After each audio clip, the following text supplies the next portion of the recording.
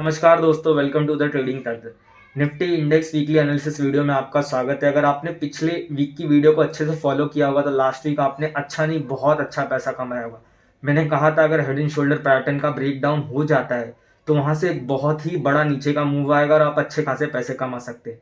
तो अगर आपने उस एनालिसिस को यूज़ किया होगा तो आपने अच्छे पैसे बनाए होंगे। साथ ही साथ मैंने भी उस एनालिसिस का यूज़ करके अच्छे खासे पैसे बनाए, जिसका लाइव पीएनएल मैंने अपलोड किया है। अगर आप मेरे पिछले शॉर्ट्स वीडियोस जाके देखेंगे तो जहां मैंने हर दिन का प्रॉफिट एंड लॉस वहां पे अपलोड किया हुआ है, तो please do check out that video.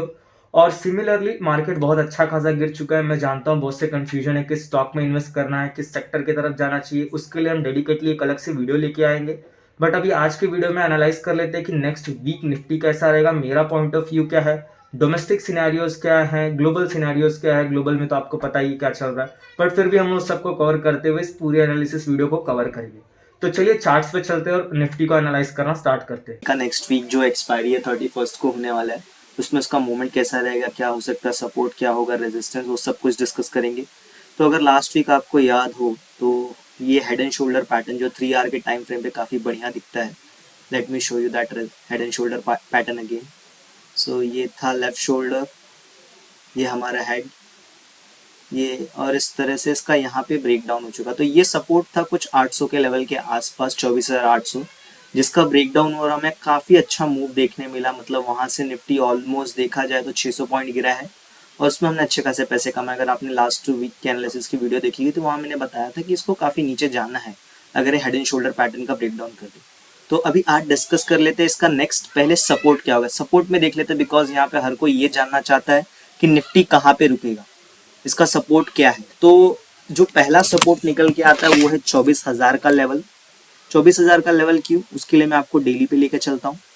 तो डेली पे अगर आप देखेंगे, सॉरी या डेली पे ये जो लेवल है करीब करीब 24,000, ये एक रेजिस्टेंस का काम कर, सॉरी एक सपोर्ट का काम कर सकता है। तो मार्केट यहाँ पे आके थोड़ा कंसोलिडेट करेगा। मैं ये नहीं कह रहा हूँ कि यहाँ से ये ऊपर ही चला जाएगा, यहाँ पे थोड़ी कंसोलिडेशन होगी। हो सकता है एक रिवर्सल ऐसा आपको दिखे कि लगे कि अब मार्केट ऊपर जा रहा है, बट वो मार्केट ऊपर जाएगा नहीं। यहाँ पे वो कंसोलिडेट कर सकता है, यहाँ से रिवर्स नहीं जा सकता, यहाँ से सीधी सीधी मूव आपको ऊपर की तरफ नहीं दिखेगी। तो 24,000 आपका एक सपोर्ट पॉइंट हो गया। अभी नेक्स्ट सपोर्ट की बात करें तो उसके लेवल बहुत ही नीचे आते हैं बिकॉज चार्ट पैटर्न पूरी तरह से खराब हो चुका है, तो लेवल्स भी ऐसे ही निकल के आएंगे। उसके लिए हम लोग फिबोनाची रिट्रेसमेंट का यूज करेंगे। तो ये मैंने जो प्रीवियस स्विंग लो है से टॉप तक का फिबोनाची रिट्रेसमेंट लगा दिया। अगर आप देखेंगे जो इसके 62% के रिट्रेसमेंट है वो यहाँ आती है 23,185। तो आप 200 समझ सकते हैं। तो अगर मार्केट यहाँ से नीचे आता है तो 23,200 के लेवल्स तक जरूर आएगा। और साथ ही साथ अगर आप यहाँ पे देखें तो यहाँ एक सपोर्ट टाइप आपको फील भी होगा, लाइक हम एक सपोर्ट लाइन ड्रॉ कर सकते हैं। यहाँ पे जो सेकंड सपोर्ट है इसीलिए होगी 23,200 के आसपास। तो हमने सपोर्ट डिस्कस कर लिए, तो चलिए अब रेजिस्टेंस के बारे में डिस्कस करते हैं। रेजिस्टेंस क्या है, तो जब भी मार्केट गिरना चालू करती है तो रेजिस्टेंस के बहुत सारे लेवल निकल के आते हैं। तो जो पहला लेवल है वो रेजिस्टेंस का क्या होगा, तो अगर आप यहाँ पे ध्यान से देखेंगे तो 24,500 का ये लेवल है। ये मैं लाइन ड्रॉ कर देता हूँ हॉरिजॉन्टल। ये जो है ये एक रेजिस्टेंस का काम कर सकती है। मार्केट यहाँ पे रेजिस्टेंस खा के फिर से नीचे आ सकता है। और जो सेकंड रेजिस्टेंस होगी, ऑफ कोर्स जो हेड एंड शोल्डर का सपोर्ट लेवल था वो एक रेजिस्टेंस की तरह पे काम करेगा। तो अगर आपको याद होगा तो हेड एंड शोल्डर का सपोर्ट था 24,800 का लेवल, 770 या 800। तो ये होगा हमारा सेकेंड रेजिस्टेंस पॉइंट। तो मार्केट यहाँ पे रेजिस्टेंस खा सकता है और वापस नीचे आ सकता है। तो अभी नेक्स्ट वीक क्या हो सकता है, पहली बात, कल 26 तारीख के दिन इजराइल ने ईरान पे बहुत बड़ा अटैक किया जिसकी वजह से 101% मार्केट मंडे के दिन थोड़ा नीचे तो खुलेगा ही, थोड़ा क्या ज्यादा भी नीचे खुल सकता है। बट व्हाट आई फील, अगर 24,000 का लेवल सस्टेन हो जाता है 10 बजे तक, अगर उसके नीचे खुलते हैं और 10 बजे तक वहां पे कंसोलिडेशन होता है या ऊपर आने की कोशिश होती है तो हम हो सकता है यहाँ पे कुछ कंसोलिडेशन देखें।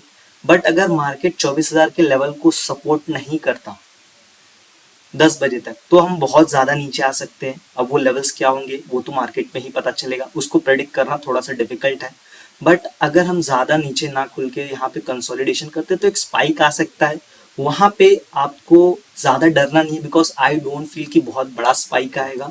तो आपको अगर सेल ऊपर जाए मार्केट पूरे दिन में और कहीं पे आपको दिखे कि ये रेजिस्टेंस खा के यहाँ से नीचे आ रहा है तो आप उसके 100-200 पॉइंट को छोड़ के या 300 पॉइंट को छोड़ के आप कॉल को शॉर्ट कर सकते हैं, बिकॉज अब मार्केट बियरिश है, तो आपको कॉल शॉर्ट करके ही पैसे कमाने या पुट बाय करके ही पैसे कमाने। पुट बाइंग की तरफ मैं नहीं जाऊंगा बिकॉज, और ऑलरेडी मैं बाइंग की तरफ नहीं होता हूँ, मोस्टली मैं ऑप्शन सेलिंग ही करता हूँ।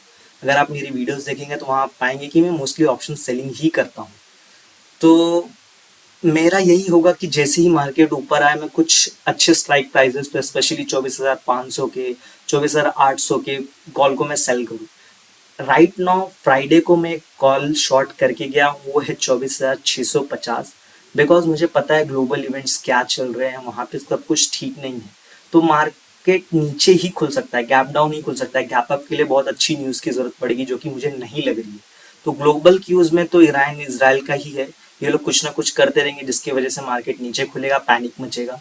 तो आप उसका फायदा उठाइए, ना कि डरिए कि क्या होना है। तो हमने निफ्टी को एनालाइज किया, तो ये इस तरह के कुछ पैटर्न्स निकल के आते हैं, ये हमारी पोजीशन होनी चाहिए अगर ऐसा होता है तो। साथ ही साथ अगर डोमेस्टिक इवेंट्स में देखेंगे तो ऐसी किसी कंपनी का रिजल्ट नहीं आ रहा जिससे मार्केट को बहुत ज़्यादा अफेक्ट हो सकता है। और अगर ग्लोबल इवेंट्स की बात करें तो आप जानते हैं इसराइल ईरान के अभी जस्ट कल ही के दिन 26 अक्टूबर को इसराइल ने काफ़ी बड़ा अटैक किया ईरान पे, तो ईरान डेफिनेटली रिटेलिएट तो करेगा, तो उसकी वजह से मार्केट्स को नीचे ही आना है। तो आपको अपनी पोजीशन ऐसी मेंटेन करनी है कि वो नीचे जाए, तो आप बुलिश मत हुइए, बियरिश बन जाइए बट बुलिश मत हुइए। तो ये आपको कुछ इस तरह से ग्लोबल इवेंट्स को ध्यान में रख के काम करना है। साथ ही साथ इस वीक दिवाली भी है, तो दिवाली में अगर आप किसी स्टॉक के बारे में सोच रहे हैं तो स्टॉक शास्त्र में हमने केमिकल सेक्टर की एक ऐसी कंपनी का एनालिसिस किया है जिसको आपको जरूर प्रेफर करना चाहिए। और मैं रिकमेंड करूंगा, अगर आप दिवाली में कोई स्टॉक खरीदने के सोच रहे हैं, ऑलरेडी सब कुछ नीचे आ चुका है, बट उस स्टॉक को खरीदिए, आने वाले 1-2 साल में आपको अच्छा रिटर्न मिलेगा। वहां मैंने उसके फंडामेंटल्स को डिस्कस किया, उसके टेक्निकल्स को डिस्कस किया है। आप अपने एनालिसिस भी कीजिए, तभी जाके उस स्टॉक को बाय कीजिए। और अगर आपको ये वीडियो पसंद आया या एनालिसिस पसंद आया तो like this video, do let me know your thoughts in the comment section कि आप क्या सोच रहे हैं मार्केट के बारे में, और इस चैनल को सब्सक्राइब कीजिए। Thank you.